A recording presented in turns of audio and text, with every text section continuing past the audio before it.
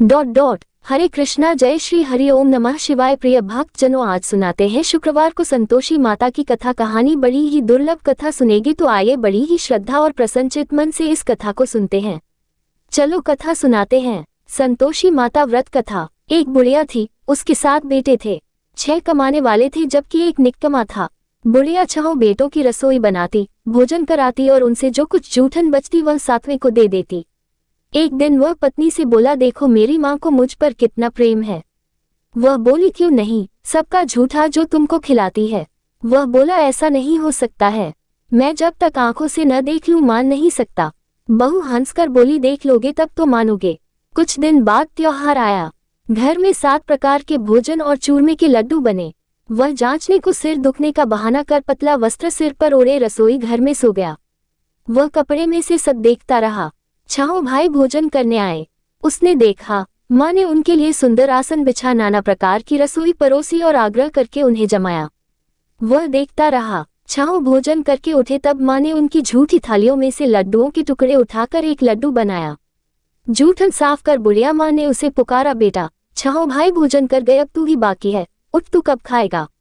वह कहने लगा, माँ मुझे भोजन नहीं करना, मैं अब परदेश जा रहा हूँ। माँ ने कहा, कल जाता हो तो आज चला जा। वह बोला, हाँ आज ही जा रहा हूँ।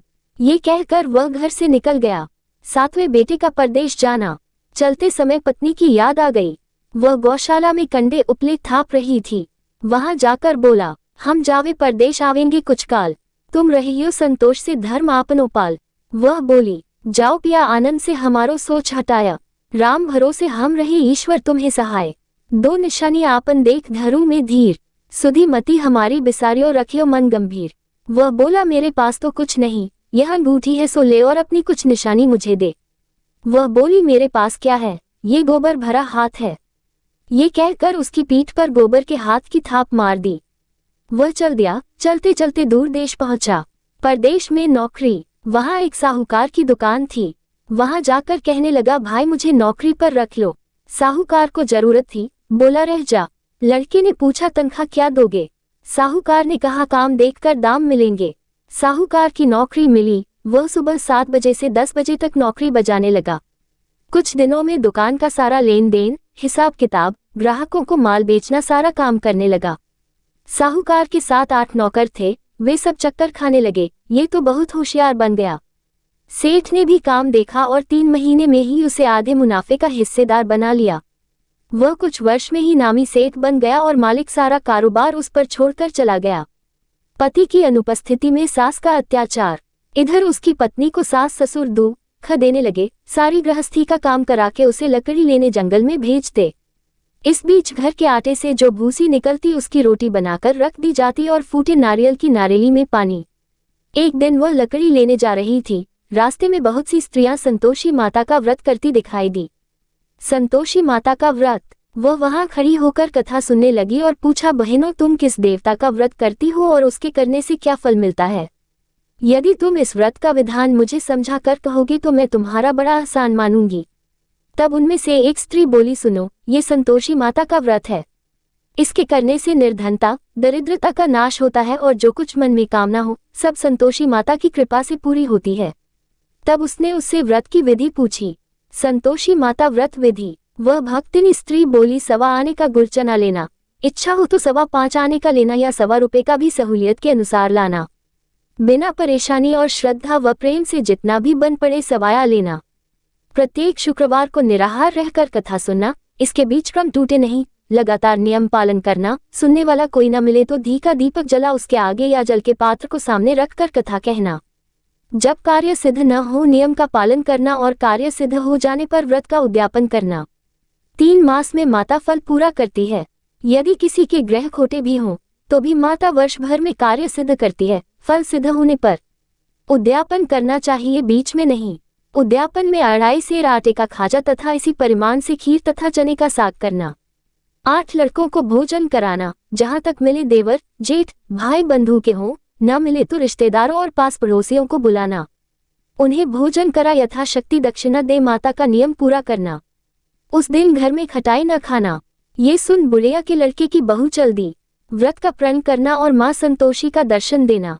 रास्ते में लकड़ी के बोझ को बेच दिया और उन पैसों से गुड़ चना ले माता के व्रत की तैयारी कर आगे चली और सामने मंदिर देखकर पूछने लगी, यह मंदिर किसका है? सब कहने लगे संतोषी माता का मंदिर है। ये सुनकर माता के मंदिर में जाकर चरणों में लौटने लगी। दीन हो विनती करने लगी, माँ मैं निपट अज्ञानी हूँ, व्रत के कुछ भी नियम नहीं जानती, मैं दुखी हूँ। हे माता जगत जननी मेरा दुख दूर कर, मैं तेरी शरण में हूँ। माता को दया आया। एक शुक्रवार बीता कि दूसरे को उसके पति का पत्र आया और तीसरे शुक्रवार को उसका भेजा हुआ पैसा आ पहुंचा। ये देख जेठ जेठानी मुंह सिकोड़ने लगे। लड़के ताने देने लगे, काकी के पास पत्र आने लगे, रुपया आने लगा, अब तो काकी की खातिर बढ़ेगी। बेचारी सरलता से कहती, भैया कागज आवे रुपया आवे, हम सब के लिए अच्छा है। ऐसा कहकर आंखों में आंसू भरकर संतोषी माता के मंदिर में आ मातेश्वरी के चरणों में गिरकर रोने लगी। माँ मैंने तुमसे पैसा कब मांगा है? मुझे पैसे से क्या काम है? मुझे तो अपने सुहाग से काम है। मैं तो अपने स्वामी के दर्शन मांगती हूँ। तब माता ने प्रसन्न होकर कहा, जा बेटी तेरा स्वामी आएगा। ये सुनकर खुशी से बावली होकर घर में जा काम करने लगी। अब संतोषी माँ विचार करने लगी, इस भोली पुत्री को मैंने कह तो दिया कि तेरा पति आएगा, लेकिन कैसे? वह तो इसे स्वप्न में भी याद नहीं करता। उसे याद दिलाने को मुझे ही जाना पड़ेगा। इस तरह माताजी उस बुढ़िया के बेटे के पास जा स्वप्न में प्रकट हो कहने लगी, साहूकार के बेटे सो रहा है या जागता है? वह कहने लगा, माता सोता भी नहीं जागता भी नहीं हूँ, कहो क्या आ गया है? माँ कहने लगी, तेरे घर बार कुछ है कि नहीं? वह बोला, मेरे पास सब कुछ है, माँ बाप है, बहू है, क्या कमी है? माँ बोली, भोले पुत्र तेरी बहू घोर कष्ट उठा रही है, तेरे माँ बाप उसे परेशानी दे रहे हैं, वह तेरे लिए तरस रही है, तू उसकी सुध ले। वह बोला, हाँ माताजी ये तो मालूम है, परंतु जाऊं तो कैसे?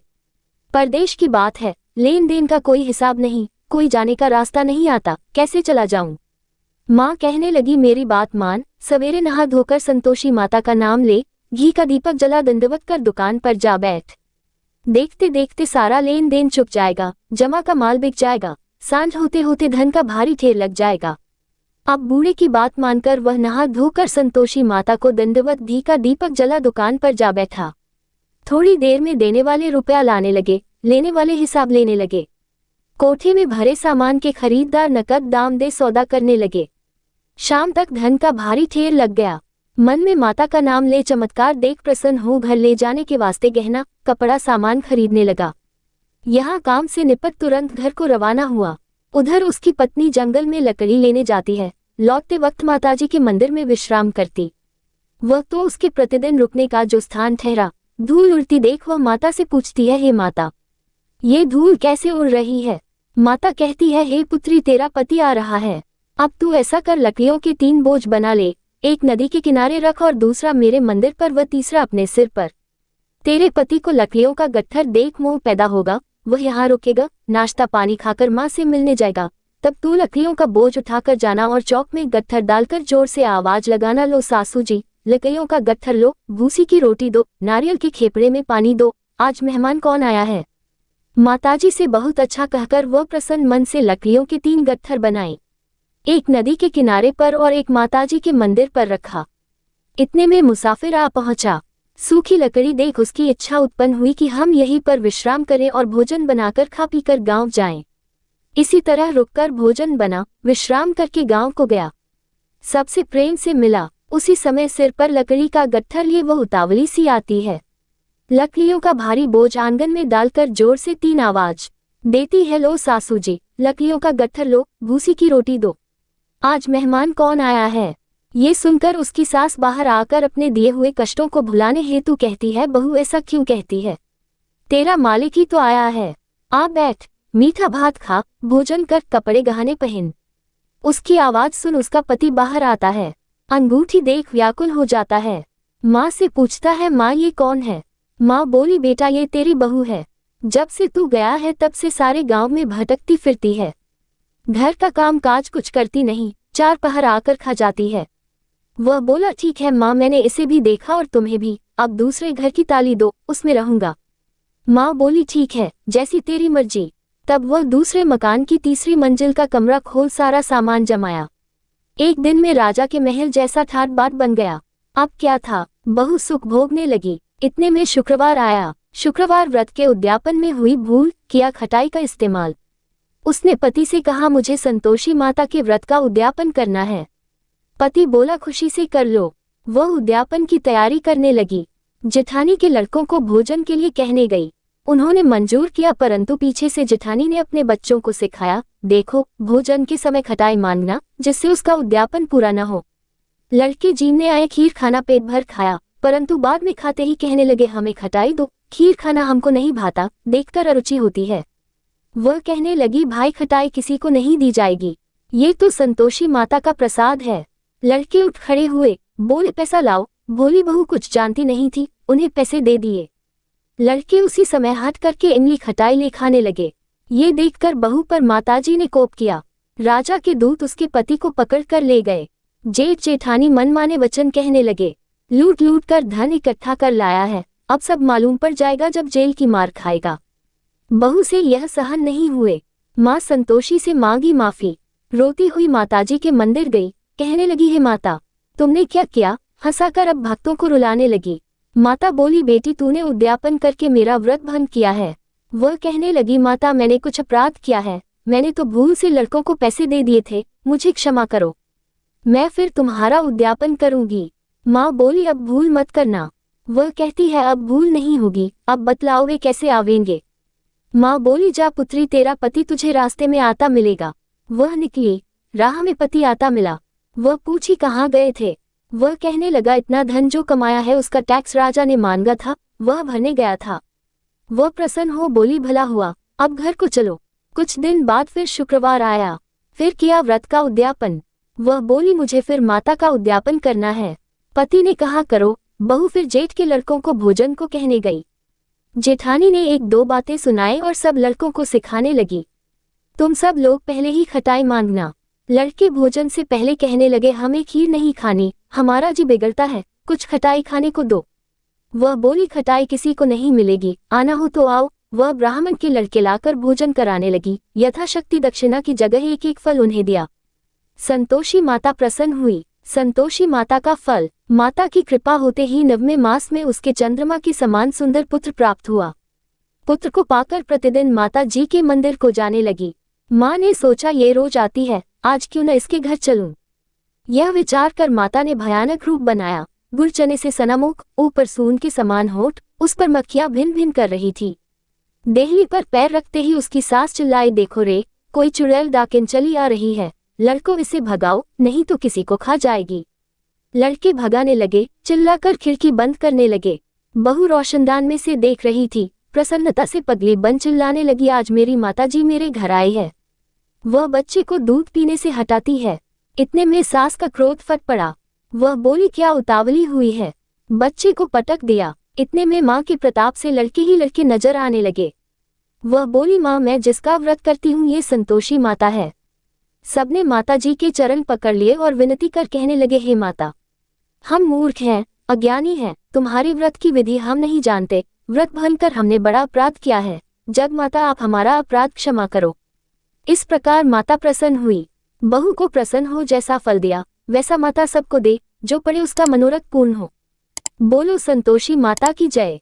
आज की कथा पसंद आए हो तो वीडियो को लाइक कीजिएगा, शेयर कीजिएगा, कमेंट में संतोषी माता की जय लिखिएगा और चैनल को भी सब्सक्राइब करिएगा।